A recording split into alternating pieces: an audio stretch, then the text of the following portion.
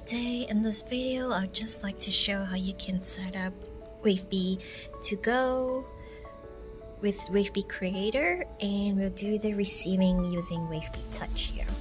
So to begin with, this is just the interface for WaveBee Creator. Let's just make sure we are able to connect to WaveBee to go.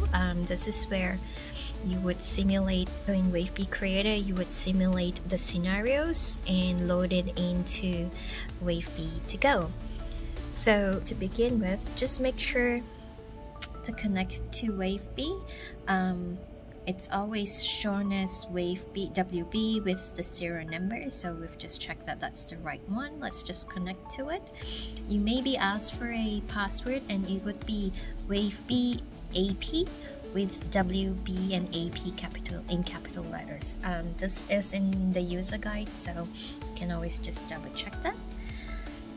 Once the connection is secured, you can open a web page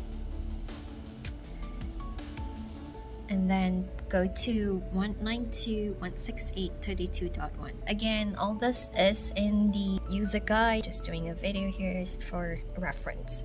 So you won't be able to access any GNS information and stuff until you are logged in, so go and hit login.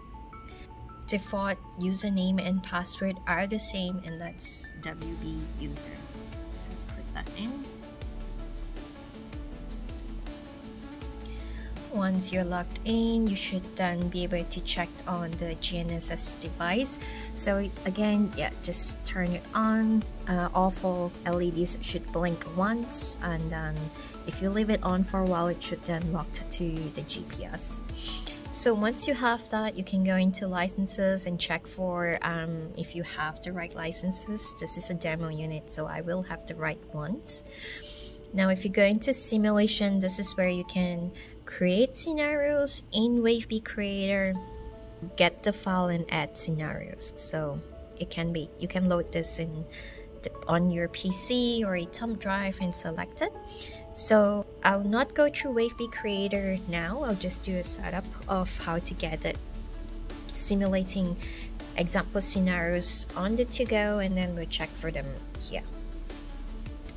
So I'll go ahead and click on the Europe example. So let's get that going. Once that's showing that it's playing, we can then move on to WaveBee Touch.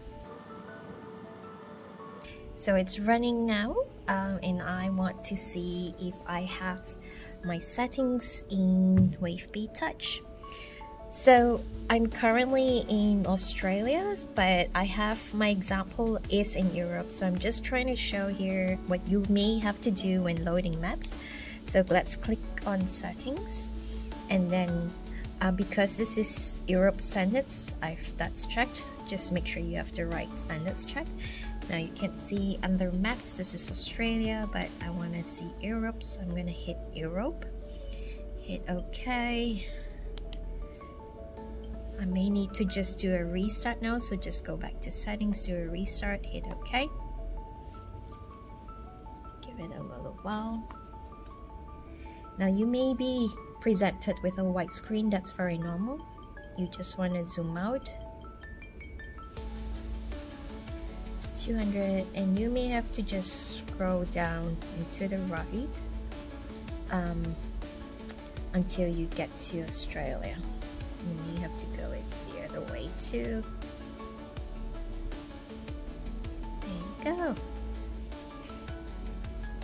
So now I can then, this is part of Europe, and that's where the sample scenario is.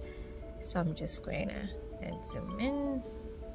You can click on if it detects it. It's probably to zoom out.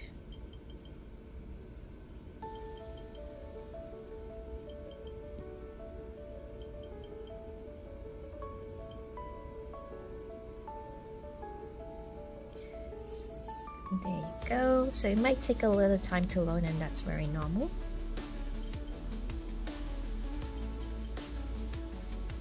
And there you go. So I can then click on details. I can click on the denim roadside unit here. If I hit plus twice, you can tick for information you liked displayed here. If this weren't pre-ticked, you might see an empty screen. So we've selected for situation event types to be displayed the cost code and the sub cost code. So with that, I can't see that happening. And there you have it.